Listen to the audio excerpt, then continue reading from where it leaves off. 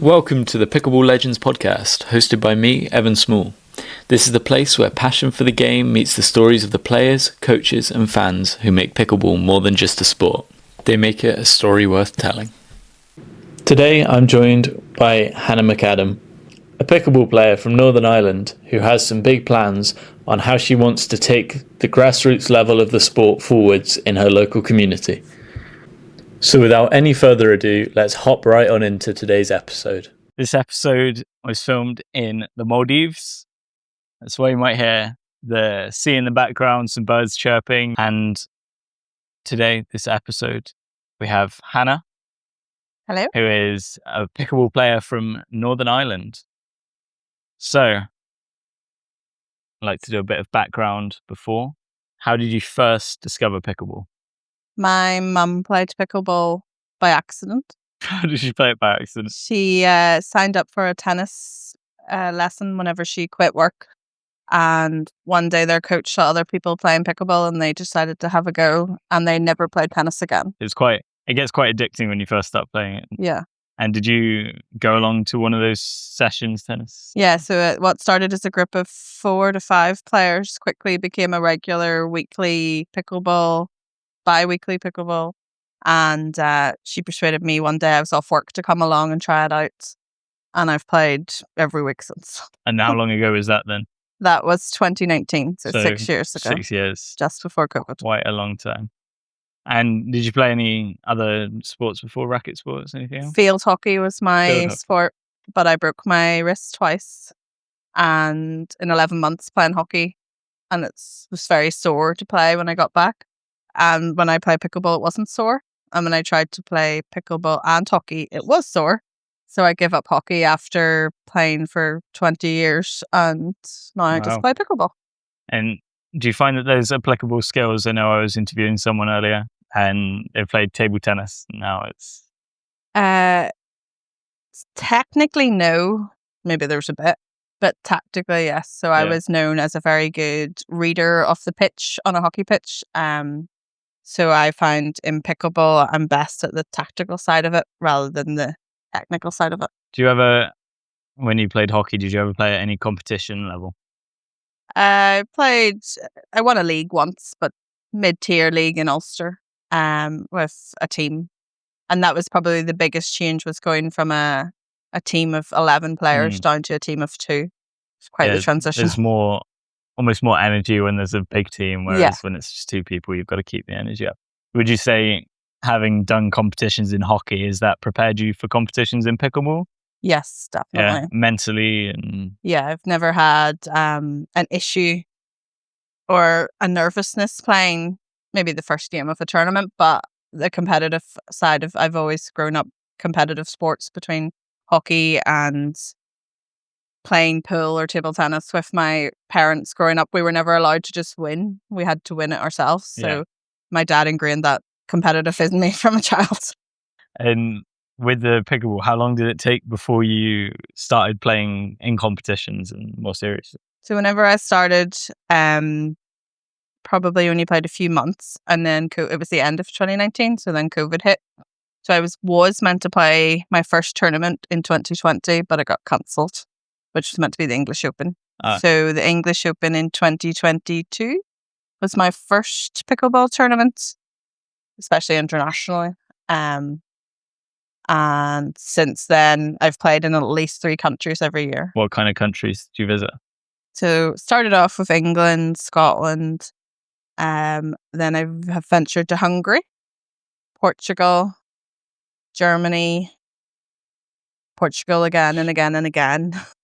Quite a lot of times. I'm sure there's other ones. Is that in a league in Portugal then? Yeah. So the very first time I went to Portugal was this time last year. Yeah. And that was for the Portuguese Open. And then in March this year, I was drafted to go and play in the Portuguese Pickleball League, I think that's what it's called. And I've been there 3 times.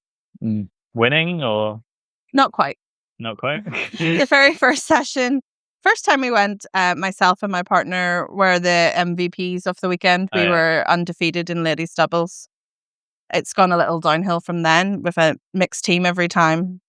Different players, substitutions. We have a bit of a hard team traveling internationally.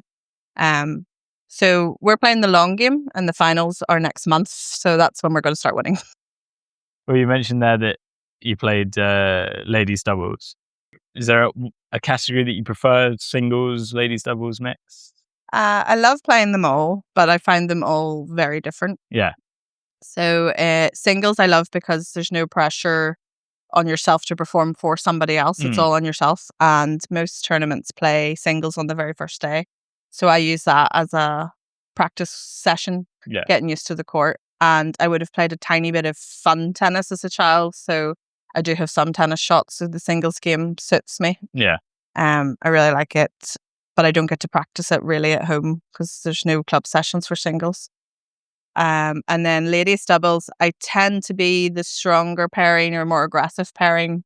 But then when it switches to mixed doubles, most men I play with want to be the aggressor. So I have to be the steady person as much as they want it. Mix up your game a little bit more. Yeah. So every different, it's all different styles in each one, which is nice too.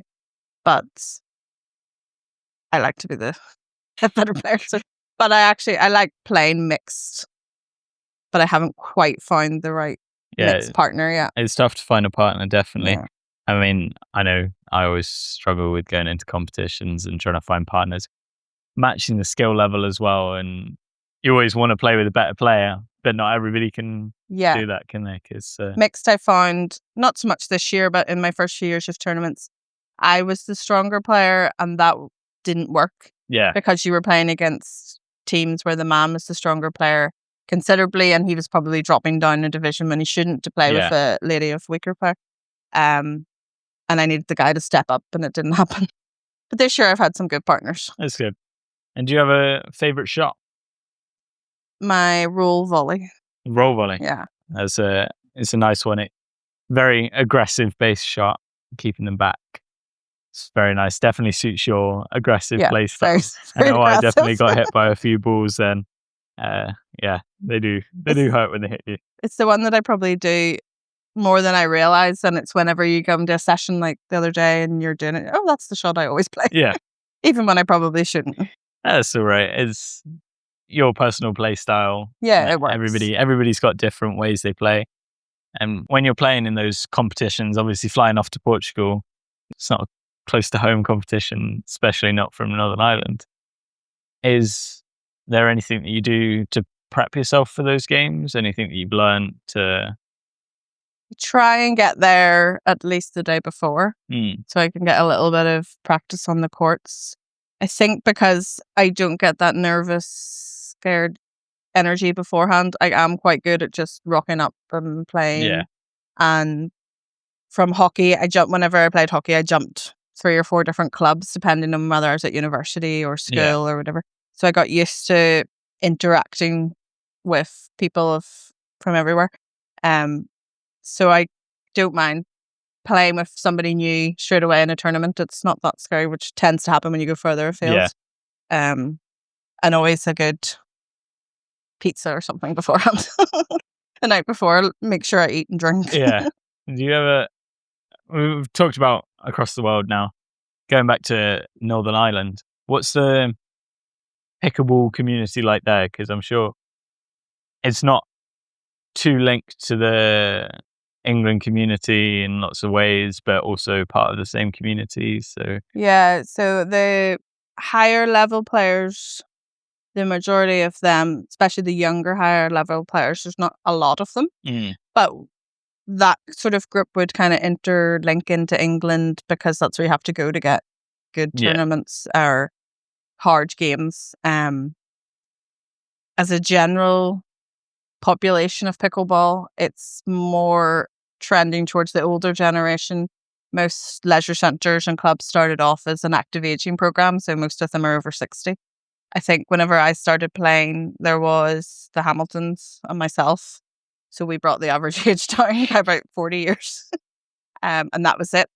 And in the last 2 years, maybe, the club has started to see 30s and 40s and a few 20s, and but they're still a minority. Yeah. It is over 50s in Northern Ireland would be strong, and the younger ones are just getting into it now. But it's good that the age is being brought down, as much as it's nice to see that everybody's playing. Yeah. Bring that age down and growing that younger community as well means that the sport will grow on, right? Yeah. It will carry on because the younger players will bring it through, teach their kids, etc. And it will help bring the level, I think, up. At the minute, Yeah. a lot of the younger ones are just starting out, and there's little groups, and they're lovely. And like, I help my sister run a little group of people from our club, but they're all like under 40 females who are just getting maybe back into sport. They haven't played sport for a long time. But within a few weeks, you can see their skill levels improving, and by this time next year, I would say there would be an advanced section within that, which that'd be good. Will help grow us all. So you're saying in the future, our level's going to increase. Where do you see pickleball in Northern Ireland in the next 5 years? Well, within the next year to 2 years, I see hopefully a facility very close to my house. Yeah. Hopefully run by me. And I know of a few other people who are also looking at the idea across Northern Ireland and Ireland. So to get some form of actual pickleball courts, because all of pickleball in Northern Ireland is played on badminton courts or painted tennis courts, but we don't even have hard court tennis courts. We only have one venue, and they don't allow pickleball.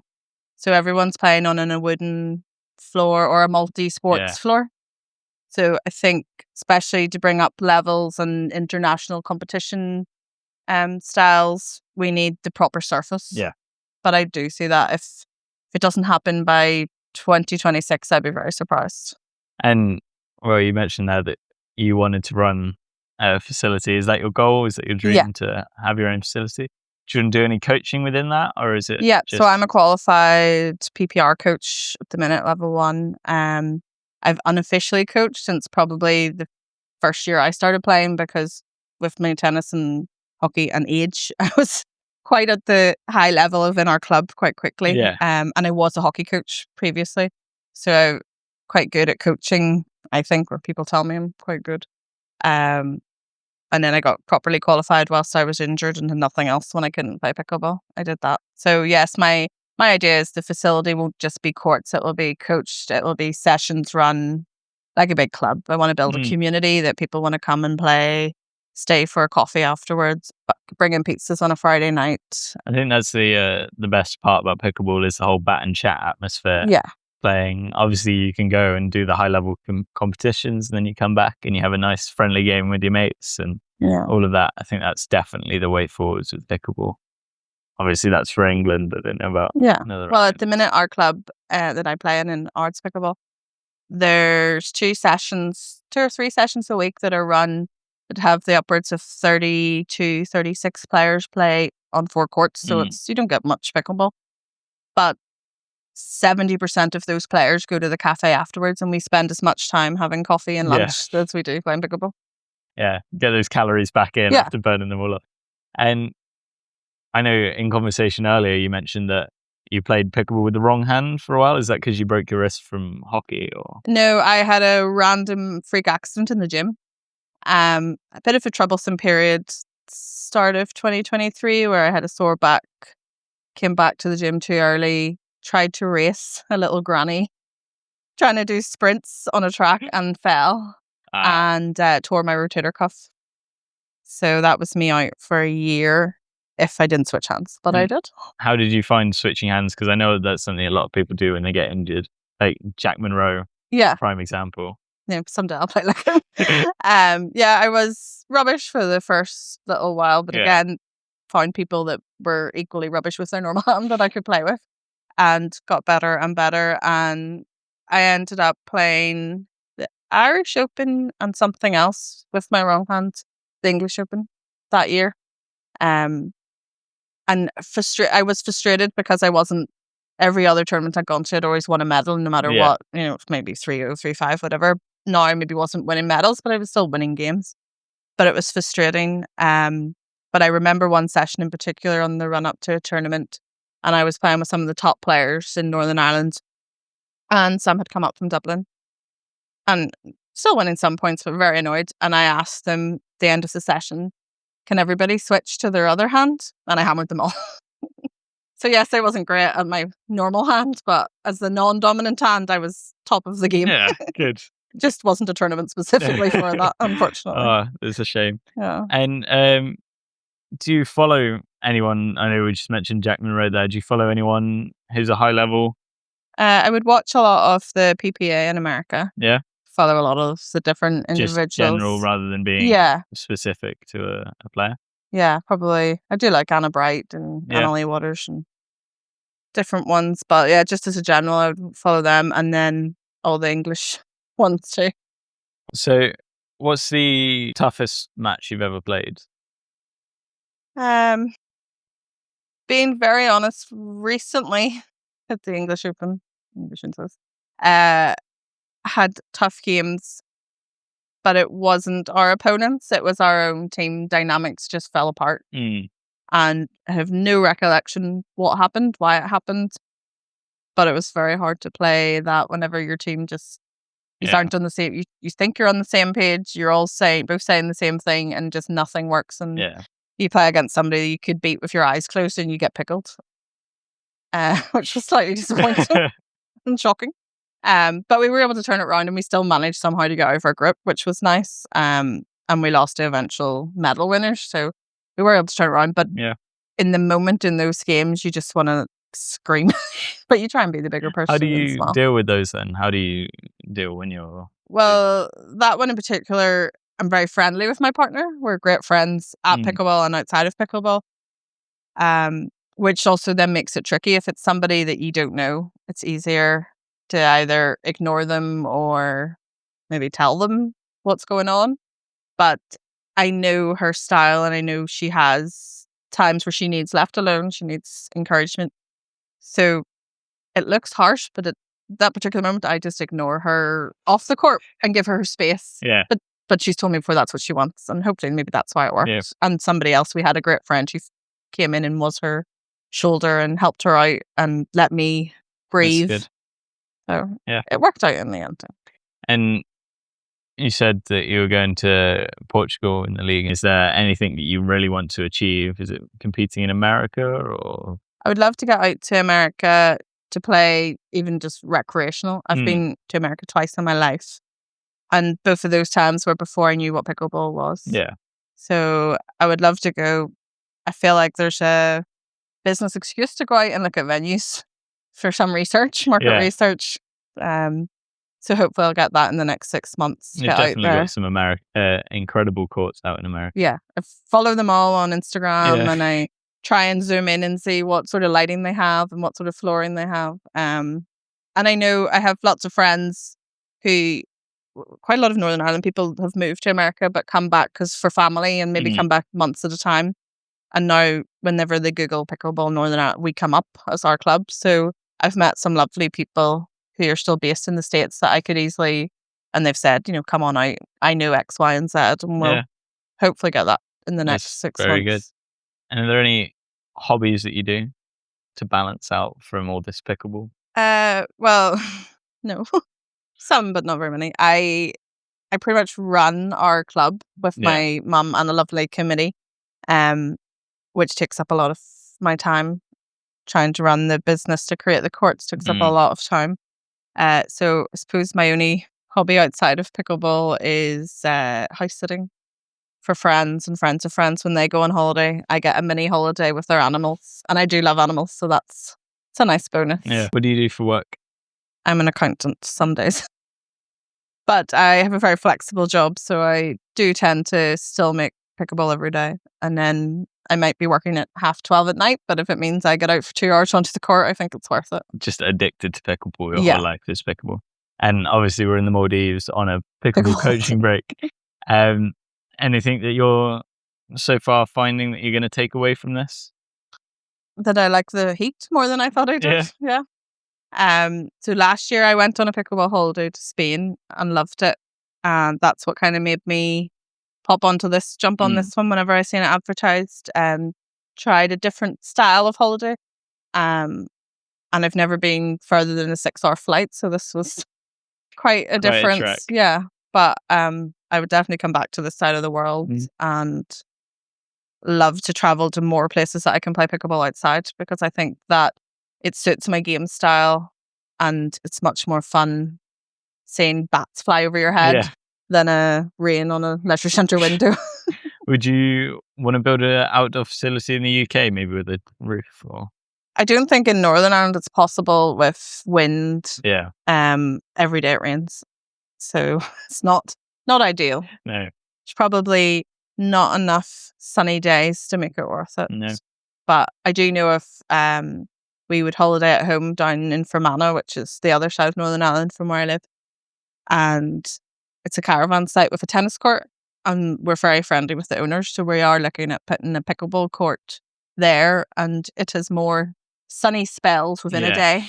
So it still rains every day, but some days you can get out. So I would probably get some outdoor pickleball down there. That'd be good. Yeah. Some outdoor pickleball in the UK sounds like it could be lovely on occasion. Yes. And that it's not raining. And obviously, for this podcast, is there anybody that you'd like to see going forwards? Maybe some Northern Irish players, some other countries, getting some diversity in there? I would love, in our small world of pickleball in Northern Ireland, we have some very good players who don't maybe get the exposure because they're from Northern Ireland and because they're very young. So my goal in terms of Northern Irish pickleball would just get to see these players, particularly the likes of Harry Hamilton, on a more global stage and get him out to America. Because every time he goes to the English Open, an American pro tells him how great he is and how great he could be. But now we're a year on and he still hasn't got that chance to get out there. And I think that would be lovely. And the fact he's from our club, we can say that we have the first, hopefully, American pro someday from Northern Ireland. Well, it's definitely tough for all young players to make it. I don't know if you know, on this podcast, we are sponsored by Pickle Pals. And what we do is we have our listeners send in questions for us. And then we ask them to our guests. So we've got a question for you, Han. Oh dear.